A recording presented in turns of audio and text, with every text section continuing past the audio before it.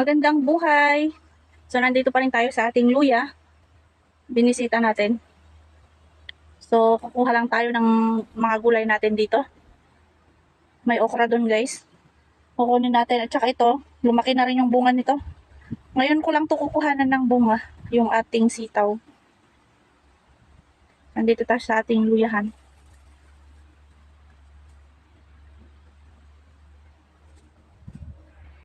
Ganito pa rin ang bunga nito simula nung huling nagpunta ako dito. Maliliit lang.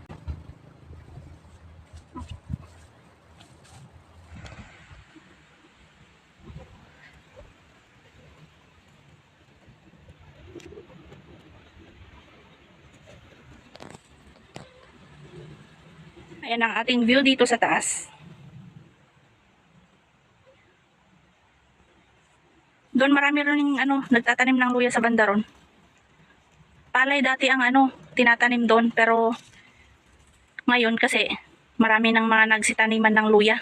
Parang yung andon sa banda ron, luya din yung mga yun. Yung parang yellow green doon. Tapos doon banda, luya din ito. Pati yung ito, banda rito. Tapos yung banda ron, ito, luya din yun, guys. Tapos pati ito. Tsaka ito. Luya lahat yan. Tapos, yung sa area 2 natin, dun banda.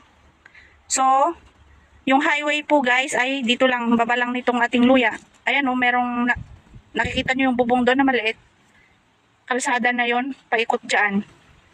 Tapos dyan banda sa baba, dyan yung bahay namin. Tapos yung pinupuntahan natin, guys, na luya natin sa area 2, yun, doon banda. Malapit lang dito din. Meron ding luya dyan, luya ng tito ko. Tapos ito, luya din yan ng kapitbahay namin. Pero doon talaga kami yung baba nito, dito banda, dyan kami nagtatanim. Nandyan yung luya natin sa area 2. Kung nakikita nyo, guys, yung mga video ko, doon ako nagluluto. Yung nagluluto ako sa kahoy. Makikita nyo yung kusina natin. Doon po banda yung bahay na yun. Diyan. Pero ito po, luya po ng tita ko yan. So, nandito po kami sa may baba nun.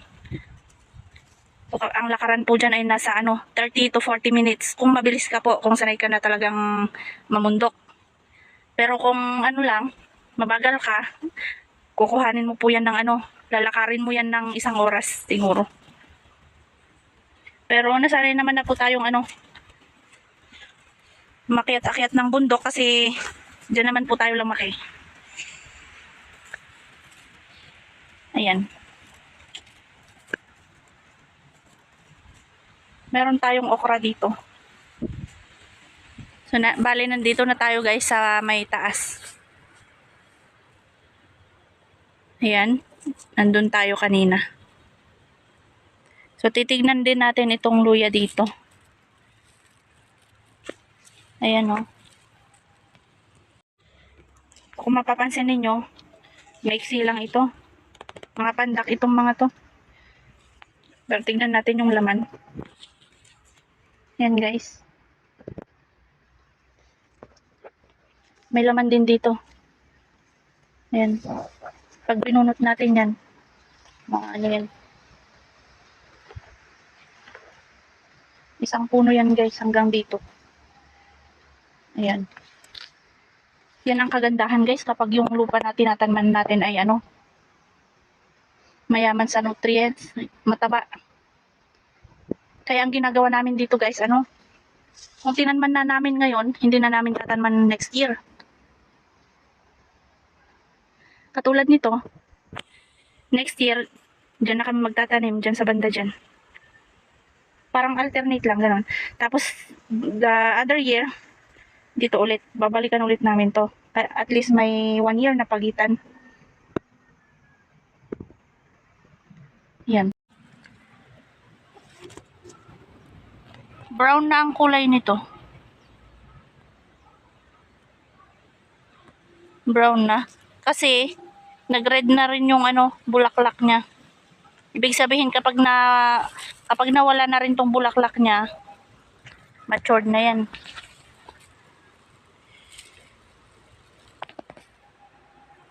Ayan, tingnan natin sa banda ron.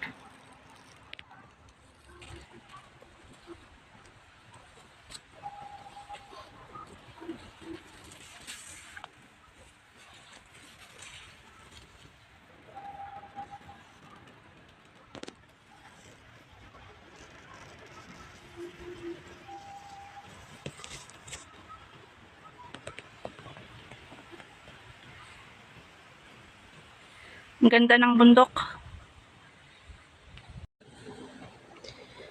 Itong banda rito, nauna nang nalanta yung dahon niya. Pero hindi muna natin yan bubunutin kasi isasabay na natin dito kapag nalanta lahat yan. Nalanta lahat yung dahon yan para minsanan po ang harvest.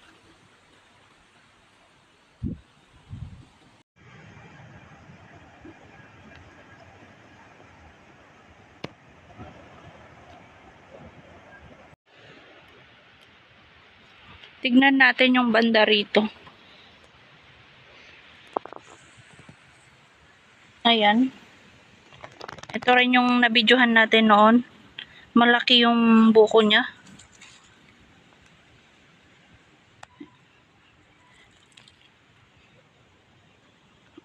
Mahaba. Tapos ito naman yung katabi niya. Guys, lumabas na yung bunga niya, oh. Nahubaran na, guys. Wala nang saplot. So, pabayaan na lang natin dyan.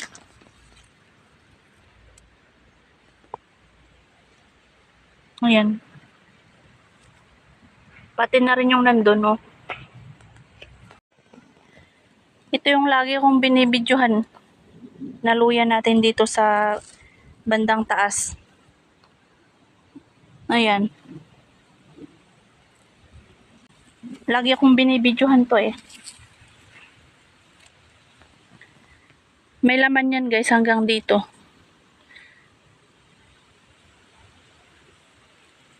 Yan, isang puno yan hanggang dito. Bale, dalawang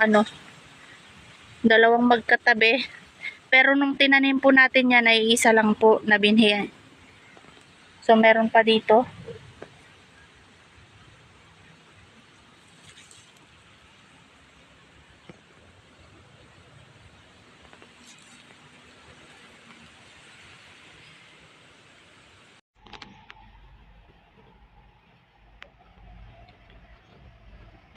Pati yung katabi niya mahaba rin. Ito, oh. Ito hanggang dun. Hanggang dito. Tapos meron pa dyan. Hanggang dun rin. Yan yung isang puno. Tapos yung katabi niya. Ayan naman.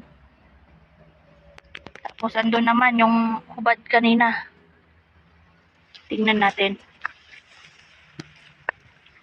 Ayan.